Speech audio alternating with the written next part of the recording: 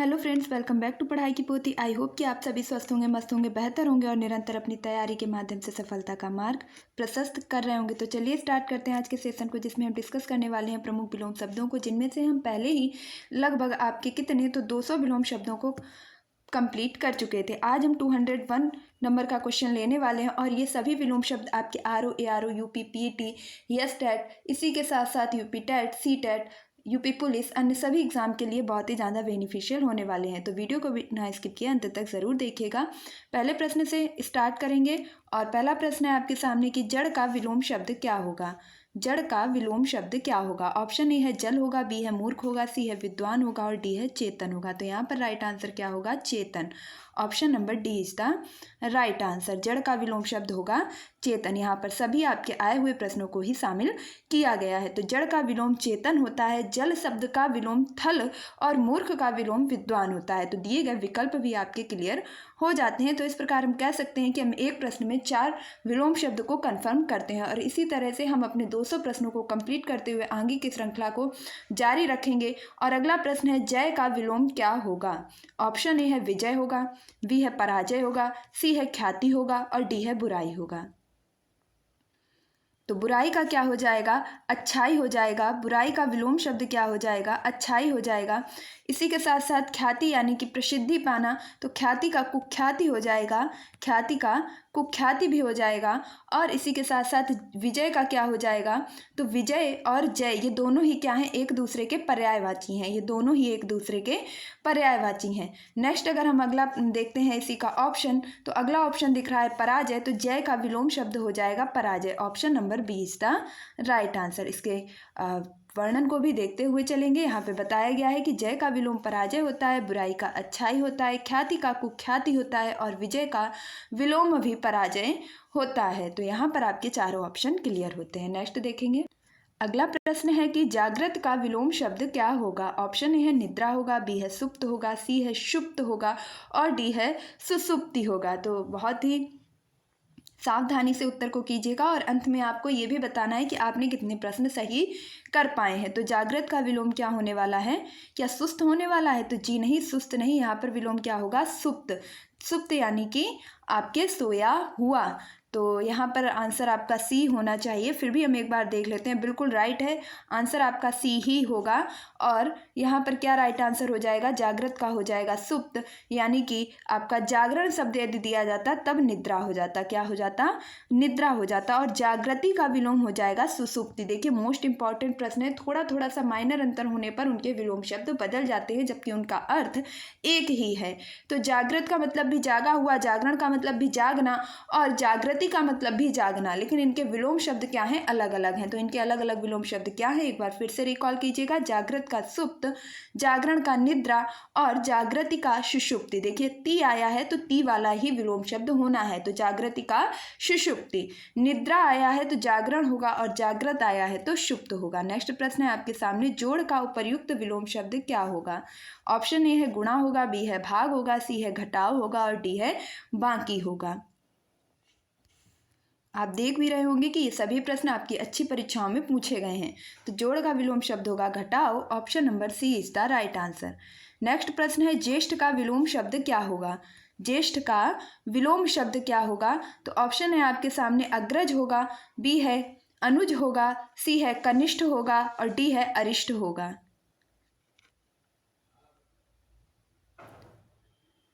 तो यहाँ पर राइट आंसर हो जाएगा ज्येष्ठ का विलोम शब्द होगा कनिष्ठ। Option number C is the right answer. ज्येष्ठ का विलोम शब्द होगा कनिष्ठ। तो अब देख लीजिएगा, ज्येष्ठ का होगा कनिष्ठ, इसी के साथ साथ अग्रज का क्या होगा, अनुज होगा और आपके जो अरिष्ट है इसके लिए उपयुक्त शब्द नहीं है, यानी कि अरिष्ट का यहाँ पर कोई भी इससे संबंध नहीं है। जबकि अग्रज माने होता है बड़ा भाई और अनुज माने होता है छोटा भाई। ज्येष्ठ का क्या हो जाएगा, कनिष्ठ हो जाएगा। अगला प्रश्न है जारज का विलोम क्या होगा।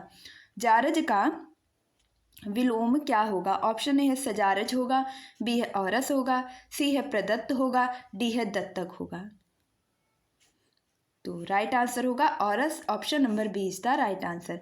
जारज का विलोम शब्द होगा औरस और दत्तक का विलोम शब्द होगा जारज। दत्तक का विलोम शब्द होगा जारज। तो जारज और औसर औरस के बारे में भी जानते चलिएगा कि जारज माने मतलब जो कह सकते हैं दत्तक क्या होता है आपका, गोद लिया हुआ, दत्तक गोद लिया हुआ। तो जारज क्या हो जाएगा, स्वयं के द्वारा जन्मा, मतलब स्वयं से उत्पन्न किया हुआ, स्वयं का बेटा। औरस जो दूसरे का हो, गोद लिया हो।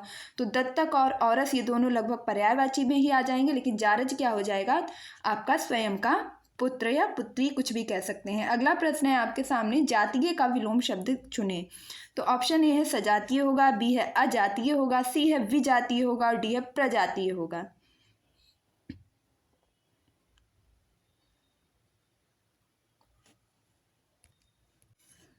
तो यहाँ पर राइट आंसर होने वाला है विजातीय, option number C is the right answer. देख लीजिएगा, जातीय का विलोम शब्द होगा विजातीय। जातीय व विजातीय दोनों कैसे शब्द हैं, तो दोनों विशेषण शब्द हैं। अगला प्रश्न है आपके सामने, जटिल का विलोम शब्द है। ऑप्शन ए है सरल है, बी है कुटिल है, सी है सहज है और डी है अजटिल है।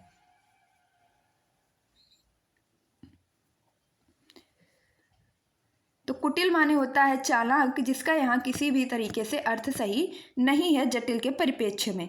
अगला अगर हम शब्द देखें तो अगला शब्द है कि, अगला शब्द है, 1 सेकेंड, हाँ अगला शब्द है आपके सामने अजटिल। ये भी सही नहीं है। और सरल होता है किसका, तो कठिन का, कठिन का होता है सरल। तो इस प्रकार आपका जो राइट आंसर यहाँ पर होने वाला है वो राइट आंसर आपका हो जाएगा सहज, option number C is the right answer. तो जटिल का जो सही उत्तर होगा वह क्या हो जाएगा, सहज हो जाएगा। 1 सेकेंड, यहाँ पर दिया गया है सरल, जटिल का विलोम शब्द होगा सरल, कुटिल का होगा जटिल और सहज का होगा असहज। सहज का क्या होगा, असहज होगा। वैसे तो आपका जो सरल है वह कठिन का होता है, किसका होता है, कठिन का होता है, लेकिन यहाँ पर दिया गया है तो आप इसे ही सही मानेंगे। जटिल का क्या हो जाएगा, सरल हो जाएगा और सहज का क्या हो जाएगा, असहज हो जाएगा। असहज क्या हो जाएगा, असहज हो जाएगा। Option number A is the right answer. Next देखेंगे, अगला प्रश्न है, जटिल का विलोम शब्द क्या होगा, कठिन होगा, रूढ़ होगा, सरल होगा, मुश्किल होगा। तो क्या हो जाएगा, अभी अभी हमने किया था, जटिल का हो जाएगा सरल, option number C is the right answer. जागृति का विलोम शब्द क्या होगा। तो अभी आपने देखा था कि हमने जागृति का और निद्रा का, जागरण का, इन सभी का विलोम देखा था। तो अब आप हमें बताएंगे कि जागृति का विलोम क्या होगा, क्या शयन होगा, क्या शयन होगा, क्या सुषुप्ति होगा, क्या जागरण होगा या विश्राम होगा। तो क्या हो जाएगा, तो जागृति का विलोम यहाँ पर आपका जो होने वाला है वह हो जाएगा सुषुप्ति, option number B is the right answer. अगले प्रश्न की तरफ बढ़ते हैं। अगला प्रश्न है आपके सामने, शयन का होगा जागरण, जबकि विश्राम का होगा सावधान, जागृति का होगा सुषुप्ति। नेक्स्ट है, जंगम का विलोम शब्द क्या होगा। जंगम का विलोम शब्द क्या होगा, अगम होगा, दुर्गम होगा, चंचल होगा। तो चंचल का हो जाएगा स्थिर, स्थिर या स्थैर्य, और दुर्गम का हो जाएगा सुगम। दुर्गम का क्या हो जाएगा, दुर्गम का आपका हो जाएगा सुगम, दुर्गम का हो जाएगा सुगम। चंचल का हो जाएगा स्थैर्य, स्थैर्य भी हो सकता है, इसके साथ साथ अन्य भी इसके हो सकते हैं विलोम। और अगम का क्या हो जाएगा, अगम का हो जाएगा सुगम, सुगम। अगम जहाँ पहुँचना कठिन हो, सुगम जहाँ पहुँचना सरल हो। तो जंगम का हो जाएगा स्थावर, option number C is the right answer. जंगम का आपका क्या होने वाला है, स्थावर, option number C is the right answer. अगले प्रश्न की तरफ बढ़ते हैं और नेक्स्ट प्रश्न है कि तिरस्कार का विलोम शब्द क्या होगा। तिरस्कार का विलोम शब्द क्या होगा, पुरस्कार होगा, सत्कार होगा, नमस्कार होगा या सम्मान होगा। तो यहाँ पर आपको जो कन्फ्यूजन होने वाला है वो आपके सामने दो शब्द हो सकते हैं, सत्कार और सम्मान। तो यहाँ पर जो राइट आंसर बनेगा वह हो जाएगा सत्कार। कौन सा हो जाएगा, सत्कार हो जाएगा, option number C is the right answer. तिरस्कार का हो जाएगा सत्कार, यदि कहा जाता अपमान तो अपमान का हो जाता सम्मान। तो ऑप्शन सी यहाँ पर करेक्ट है। अगले प्रश्न की तरफ बढ़ते हैं। नेक्स्ट है, तामसिक का विलोम क्या होगा। तामसिक का विलोम शब्द क्या होगा। ऑप्शन ए सात्विक होगा, बी है अभय होगा, सी है दृढ़ है और डी है शामिश होगा। तो शामिश का हो जाएगा निरामिष, शामिश का क्या हो जाएगा, शामिश का हो जाएगा निरामिष, निरामिष हो जाएगा, निरामिष हो जाएगा। अभय का हो जाएगा भय, अभय का क्या हो जाएगा, अभय का हो जाएगा भय। और इसी के साथ साथ दृढ़ का क्या हो जाएगा, तो चंचल हो जाएगा, चंचल हो जाएगा। दृढ़ मतलब जो एक जगह निश्चित हो, और अदृढ़ भी हो सकता है और या चंचल भी आपका हो सकता है। नेक्स्ट है आपका तामसिक, और तामसिक का जो विलोम शब्द होने वाला है वह एग्जैक्ट हो जाएगा आपका सात्विक। Option number A is the right answer. Next प्रश्न है उपयुक्त विलोम शब्द चुनिए। किसका? तो तामसिक का। तामसिक का उपयुक्त विलोम शब्द चुनना है, तो क्या नैतिक होगा, लौकिक होगा, आध्यात्मिक होगा या सात्विक होगा? तो अभी अभी देखा था क्या हो जाएगा, सात्विक। Option number D is the right answer. Next प्रश्न है आप सभी के सामने, देखिए नैतिक का अनैतिक, लौकिक का अलौकिक, आध्यात्मिक का सांसारिक, और तामसिक का सात्विक, और शामिस का निरामिस। इस प्रकार आप पढ़ते चलेंगे और आपको एक एक करके सभी विलोम शब्द कन्फर्म हो जाएंगे। तरुण का विलोम शब्द क्या होगा? तो तरुण का पहले अर्थ ही जान लीजिएगा। तरुण का अर्थ होता है जवान या युवावस्था, या युवा। युवा को क्या कहेंगे? तरुण ही कहेंगे।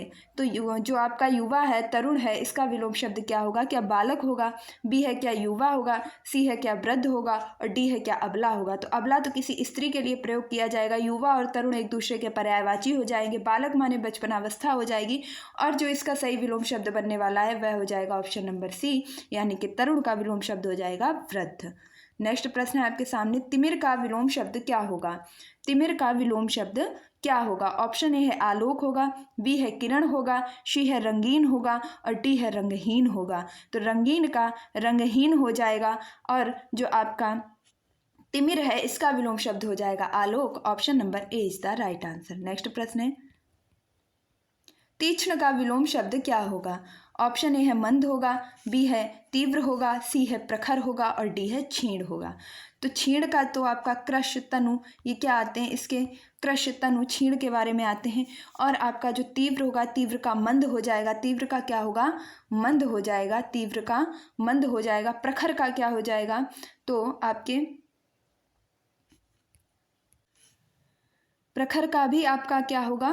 मंद हो सकता है। और यहीं पर जो तीक्ष्ण है, तीक्ष्ण का विलोम क्या हो जाएगा? तीक्ष्ण का विलोम होगा मंद। Option number A is the right answer. अगले प्रश्न की तरफ बढ़ते हैं, थोड़ा देखते हुए चलेंगे। तीक्ष्ण का विलोम शब्द मंद होता है। इसका विलोम शब्द कुंठित भी और भोथरा भी हो सकता है। क्या हो सकता है? कुंठित और भोथरा भी हो सकता है। प्रखर और तीव्र तो समानार्थी शब्द हैं। इसी प्रकार क्षीण क्या है? अभीष्ट विलोम शब्द नहीं है। तो अगले प्रश्न में आपको दिया गया है तृष्णा, और तृष्णा का पूछा गया है विलोम शब्द। तो क्या होगा? तृप्ति, या होगा वितृष्णा, या होगा सतृष्णा, या होगा नितृष्णा। तो यहाँ पर जो आपका राइट आंसर होगा वह हो जाएगा option number B is the right answer. तृष्णा का हो जाएगा वितृष्णा, क्या हो जाएगा? तृष्णा का हो जाएगा वितृष्णा। तो आपका राइट आंसर यही रहेगा। नेक्स्ट प्रश्न है, अगला प्रश्न है आपके सामने कि तटस्थ का विलोम शब्द क्या होगा? ऑप्शन ए आसक्त होगा, बी है गौण होगा, सी है समष्टि होगा, और डी है निःशक्त होगा।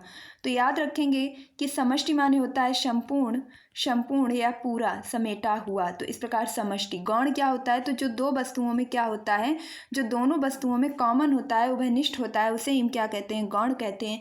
और यहाँ पर जो आसक्त है उसका अर्थ होता है किसी के प्रति लगाव होना या किसी के प्रति श्रद्धा होना। और सीधा अगर इसका अर्थ लिया जाए तो किसी के प्रति लगाव या प्रेम की भावना को ही आसक्त कहते हैं। और तटस्थ ऐसा व्यक्ति होता है जो अपनी जगह पर दृढ़ रहता है, जिसके ऊपर किसी भी चीज का, किसी भी वस्तु का, किसी भी व्यक्ति का प्रभाव नहीं पड़ता है।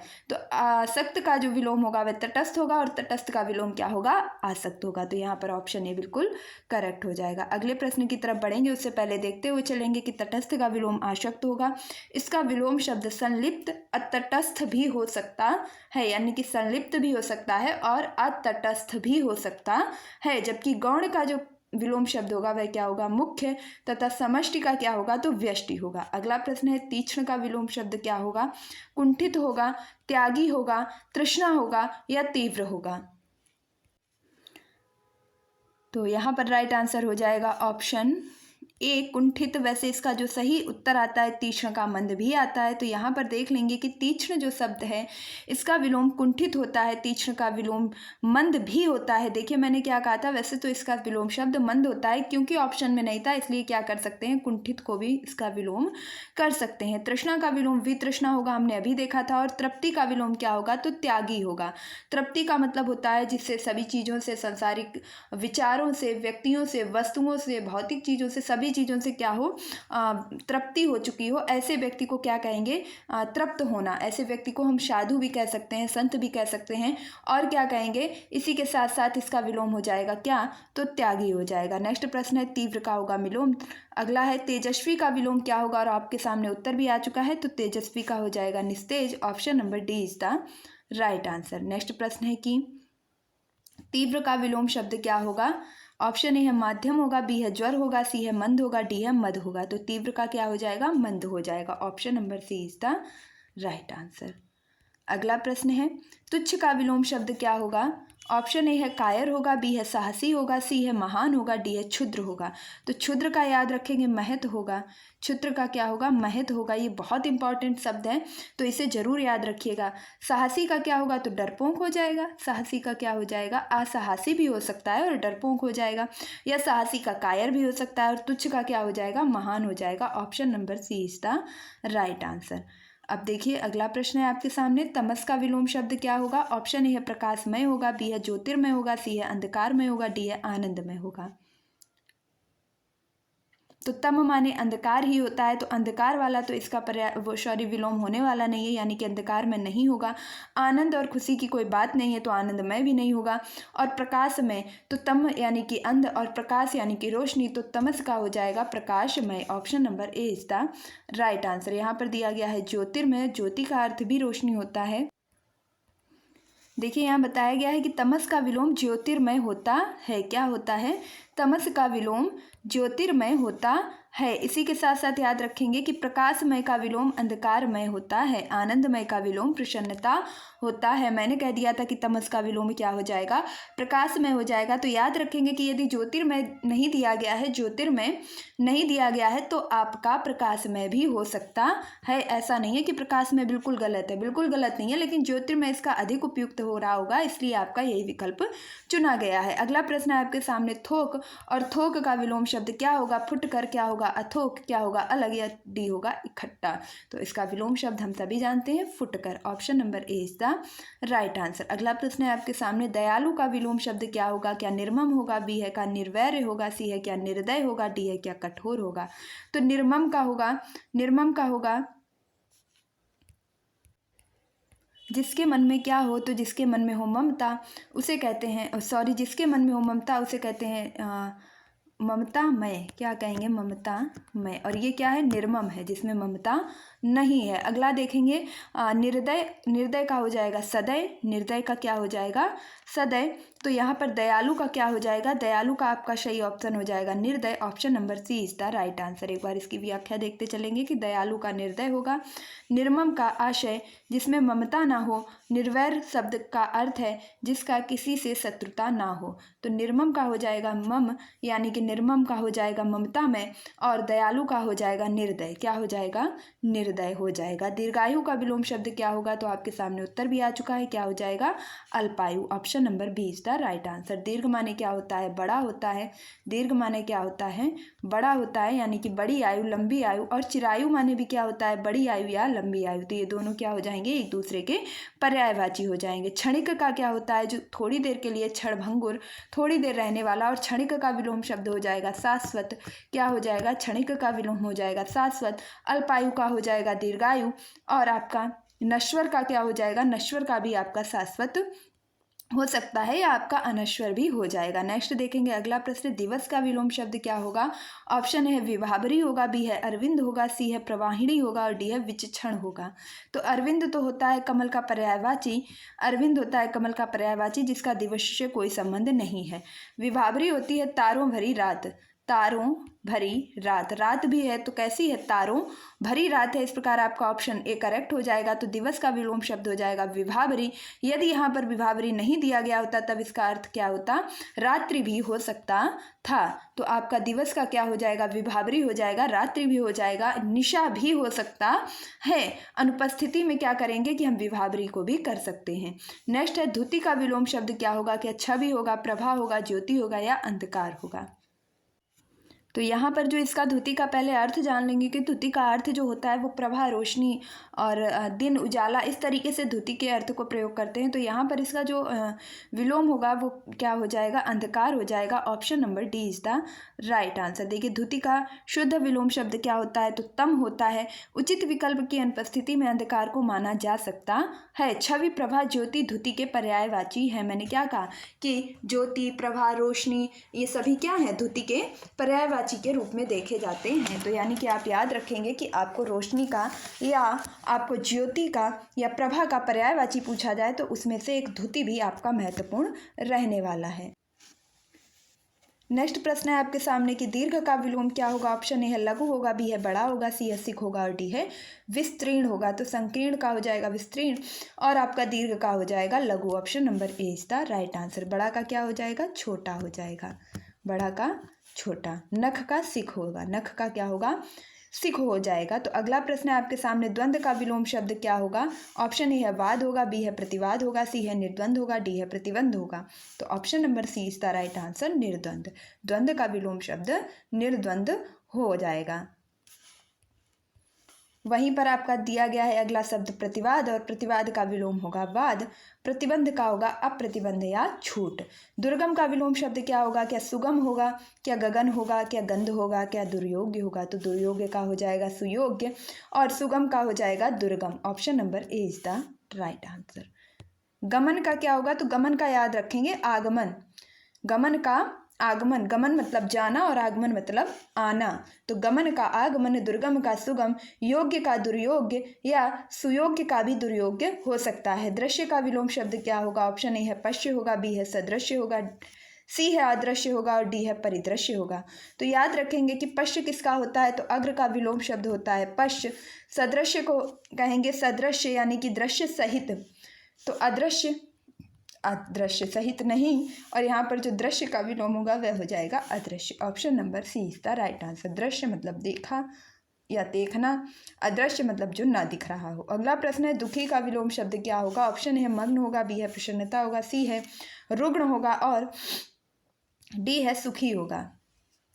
तो दुखी का क्या हो जाएगा, अब देखिए प्रसन्नता भी है और सुखी भी है। यदि आपको दुख दिया जाता तो सुख होता, दुखी दिया गया है तो मेरे हिसाब से तो इसका सुखी ही होना चाहिए। और देखते हैं आगे उत्तर। तो दुखी का विलोम बिल्कुल राइट है, क्या हो जाएगा, सुखी हो जाएगा। मग्न का अर्थ है डूबा हुआ, लीन, और यहाँ पर रुग्ण का अर्थ क्या होता है, रोगी होता है। देव का विलोम शब्द क्या होगा, क्या देव का विलोम शब्द ताम होगा, क्या देवता होगा, क्या मानव होगा, क्या दानव होगा। तो देव का हो जाएगा दानव। Option number D is the right answer. Option number D is the right answer. देवता तो इसका क्या हो जाएगा, पर्यायवाची शब्द हो जाएगा। अगला प्रश्न, अब यहाँ पर कुछ बहुत ही अति महत्वपूर्ण विलोम शब्द दिए गए हैं कि देव का विलोम क्या होगा, तो दानव होगा। देवी का विलोम देवता, मानव का विलोम देवी का विलोम देवता होगा, देव का विलोम दानव होगा, मानव का विलोम दानव और अमानव भी हो सकता है। अगला प्रश्न देखेंगे, ताप का विलोम शीत होगा, तम का ज्योति होगा, श्रद्धा का घृणा होगा। श्रद्धा होता है किसी के ऊपर मुझे श्रद्धा है, मतलब विश्वास है, उनसे लगाव है, उन पर आस्था है, तो इसका क्या हो जाएगा, घृणा हो जाएगा। और संकीर्ण का विकीर्ण हो जाएगा, स्मरण का विस्मरण हो जाएगा। ये महत्वपूर्ण विलोम शब्द थे। आगे का प्रश्न है आपके सामने, दानव का विलोम शब्द क्या होगा। तो देखिए यहाँ पर आपके देव नहीं दिया गया है, देव नहीं दिया गया है, तो यहाँ पर क्या हो जाएगा, क्या राक्षस होगा, ये इसका पर्यायवाची हो जाएगा। क्या दैत्य होगा, तो ये भी इसका पर्यायवाची हो जाएगा। क्या शत्रु होगा, तो ये बिल्कुल नहीं होगा, शत्रु का तो मित्र होगा। तो राइट आंसर होगा बी मानव। तो दानव का विलोम होगा मानव। अगला है ध्वंस। ध्वंस का विलोम क्या होगा। ऑप्शन ये है विध्वंस होगा, बी है निर्माण होगा, सी है विनाश होगा और डी है सृजन होगा।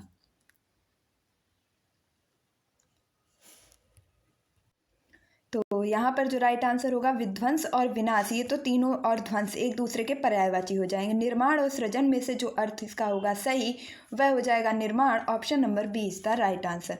यहीं पर अगर दे दिया जाता आपके प्रलय करना या विनाश करना, तो इस प्रकार हो जाता आपका सृजन, लेकिन यहाँ पर ध्वंस का हो जाएगा निर्माण। Option number B is the right answer. फिर से देख लीजिएगा ध्वंस का निर्माण, विध्वंस का ध्वंस समानार्थी है और विनाश का क्या होगा, तो सृजन हो जाएगा। यदि विनाश दिया जाए तब हम सृजन करेंगे, लेकिन यदि ध्वंस दिया जाए तो निर्माण करेंगे। अगला प्रश्न है, धरती का विलोम शब्द क्या होगा। क्या बादल होगा, नभ होगा, आकाश होगा, अंबर होगा। तो बादल, आकाश और नभ ये तीनों एक दूसरे के पर्यायवाची हैं, जबकि यहाँ पर पृथ्वी का जो विलोम शब्द हो जाएगा वह हो जाएगा अंबर। ऑप्शन नंबर डी, 1 सेकेंड, धरती का विलोम शब्द हो जाएगा आकाश। Option number C is the right answer. धरती का विलोम क्या हो जाएगा, आकाश हो जाएगा। देखिए, बादल, नभ, अंबर, आकाश।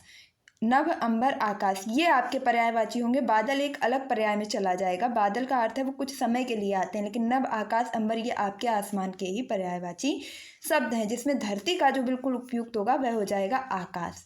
और नभ एवं अंबर आकाश के पर्यायवाची शब्द हैं। अंबर अग्नि का भी विलोम है। नेक्स्ट प्रश्न है, धनी का विलोम क्या होगा।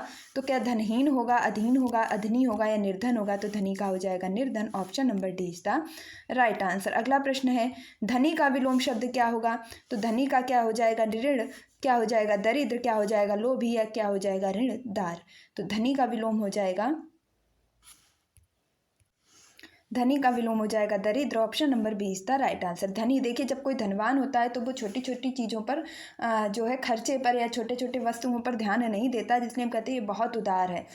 धनी के साथ साथ कैसा है, उदार भी है। लेकिन कुछ लोग ऐसे होते हैं जिनके पास धन नहीं होता है तो वे छोटी छोटी चीज़ों को भी ध्यान देते हैं, क्योंकि उनकी आवश्यकता और उनकी मजबूरियाँ ऐसी होती हैं। तो उसी को लोग क्या करें, अरे दरिद्र है, लेकिन वह सच में क्या होता है, क्योंकि उसके पास धन का अभाव होता है, इसलिए दरिद्रता के भाव प्रकट होते हैं। तो धनी का विलोम हो जाएगा बी, यानी कि दरिद्र। अगला प्रश्न है, भ्रष्ट का विलोम शब्द क्या होगा। अगला आपके सामने विलोम शब्द है, क्या विशेष होगा, क्या विनम्र होगा, क्या विकृष्ट होगा, सी है क्या उत्कृष्ट होगा। तो उत्कृष्ट का हो जाएगा निकृष्ट, विनम्र का हो जाएगा उग्र या भ्रष्ट भी हो सकता है। इसके साथ साथ आपके विशेष का हो जाएगा, विशेष का हो जाएगा साधारण, या कह सकते हैं कोई भी चीज़ बिल्कुल नॉर्मल हो, सामान्य हो, तो उसका हो जाएगा विशेष। तो यहाँ पर राइट आंसर हो जाएगा विनम्र का भ्रष्ट। Option number B is the right answer. अगला प्रश्न आपके सामने धवल, और धवल का जो विलोम शब्द होगा, क्या स्वच्छ होगा, श्वेत होगा, मलिन होगा या निर्लज होगा, निर्जल होगा। तो आंसर होगा मलिन। Option number C is the right answer. देखिए, मेरा उद्देश्य है कि 250 क्वेश्चंस करवा दूं कंप्लीट, जिससे आपका आधा घंटा ये क्या हो, बिल्कुल सार्थक रहे। तो निष्कलुष का शाब्दिक अर्थ जानने के बाद आप मुझे बताएंगे कि इसका विलोम शब्द क्या होगा। क्या कुख्यात होगा, कृतघ्न होगा, कलुष होगा या कड़वा होगा। तो कड़वा का तो होता है मीठा, कड़वा का हो जाएगा मीठा। कृतघ्न का हो जाएगा कृतज्ञ, कृतज्ञ जो किए गए उपकार को मानता हो, कृतज्ञ जो किए गए उपकार को ना मानता हो। और कुख्यात का अर्थ होता है बुरी तरीके से सभी के सामने आना या प्रसिद्ध होना, बुराई के लिए प्रसिद्ध होना।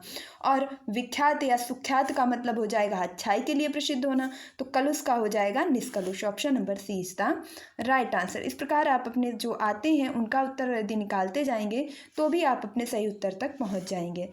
नीचे दिए गए शब्दों का चयन कीजिए और दिए गए विकल्प में से विलोम शब्द को चुनिए। तो नष्ट का विलोम क्या होगा। नष्ट आपके सामने शब्द दिया गया है, इसका विलोम क्या होगा। एकत्रित होगा, जोड़ होगा, सर्जन होगा या समग्र होगा।